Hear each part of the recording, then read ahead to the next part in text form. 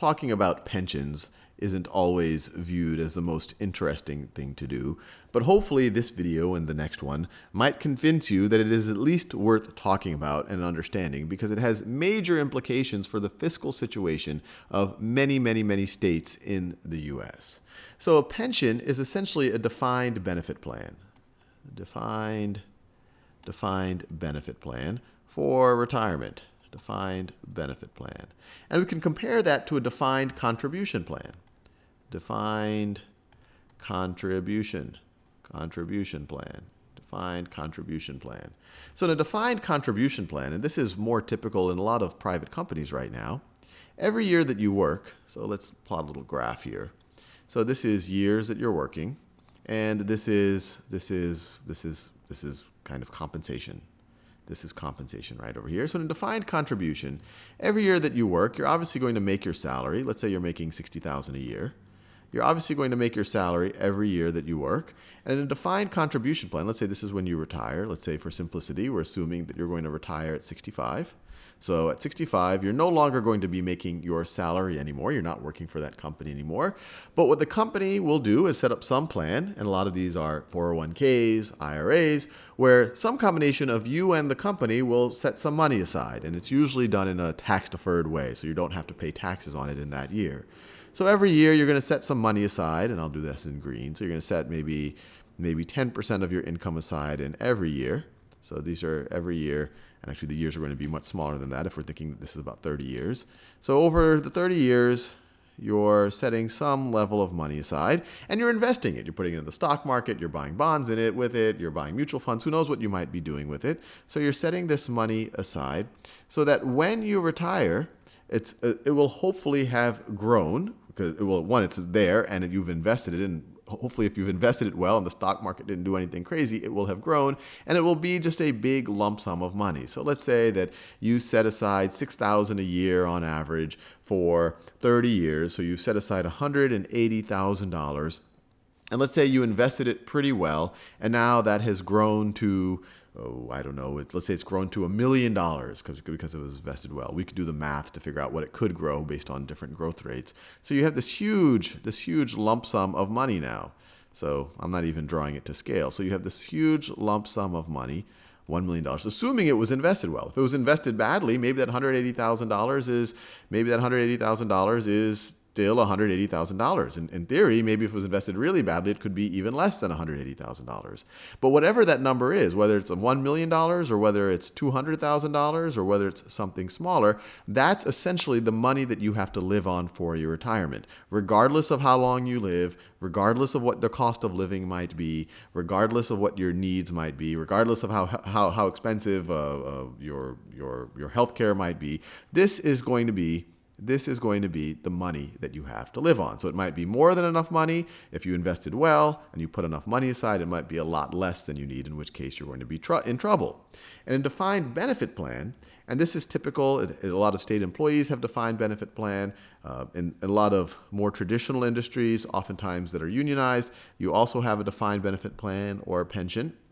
The situation's a little different. Just like any organization, you will get your salary every year that you work, and let's just say that this is over the course of 30 years. So once again, you retire at age 65.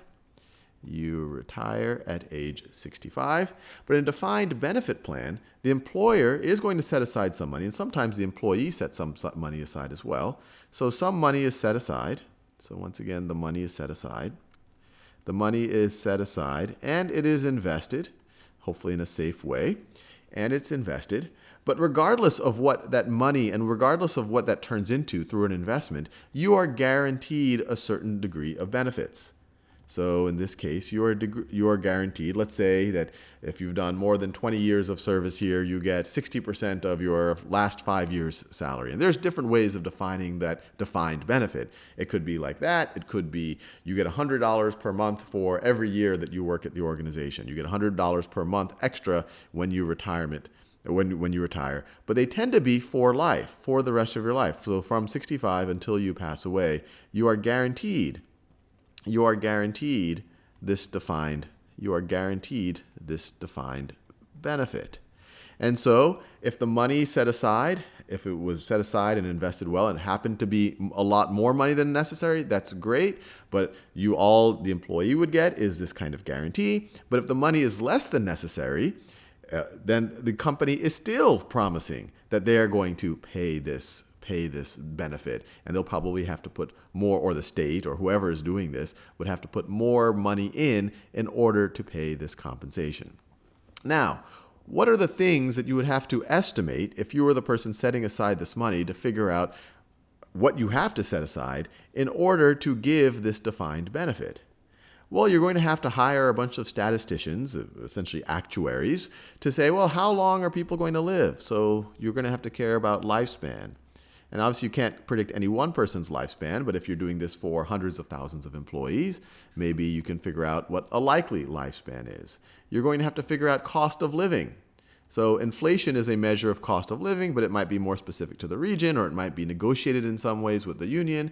So you're going to have cost of living. So this is a cost of living adjustment. When people talk about COLAs, they're talking about, well, if they're not talking about soda, they're talking about cost of living adjustments. You're going to have to think about this money that you set aside. What is the assumed growth rate? What is the assumed growth rate? If you make very optimistic estimates of how well your investments will do, you can set aside less money. If you think that your money isn't going to do well investment-wise, you're going to have to set aside even more money. And this is one of the cruxes of the issue. Because you can imagine, let's say that we're talking at a state level, and people are, right now, let's say that your current actuaries, the statisticians, are saying, look, for this person, in order to guarantee them 60% of their salary when they retire, so that's $36,000, in order to guarantee that, we have to put aside, and I'm just estimating these numbers right over here. Let's say we have to set aside $6,000 a year. $6,000 a year, especially when we're 30 years in advance. Actually, let me do a little bit more than that. Let's say $10,000 per year. And let's say that the person in charge, the state official, goes to those actuaries and says, well, what are you assuming about how much we're going to get on our investments here? And the actuaries are saying, well, we're going to assume a fairly conservative.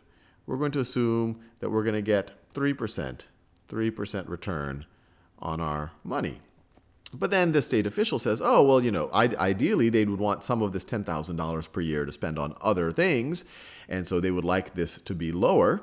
And so they say, well, that seems very conservative. In the last 10 years in the stock market, we've gotten 10% return. Or, I know an endowment that's recently gotten 6% return. So why don't we assume a higher return here?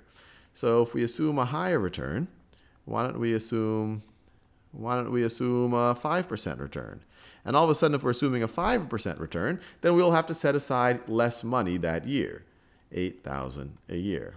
And sometimes it's not even this. It's not even this playing with the assumptions, making more optimistic assumptions that allow you to spend less money in that current year. Sometimes you might know that you have to spend $10,000 a year to kind of be able to properly fund these pensions in the future. You do have some types of unfunded pensions, but in theory, a responsible party should try to fund these as much as possible.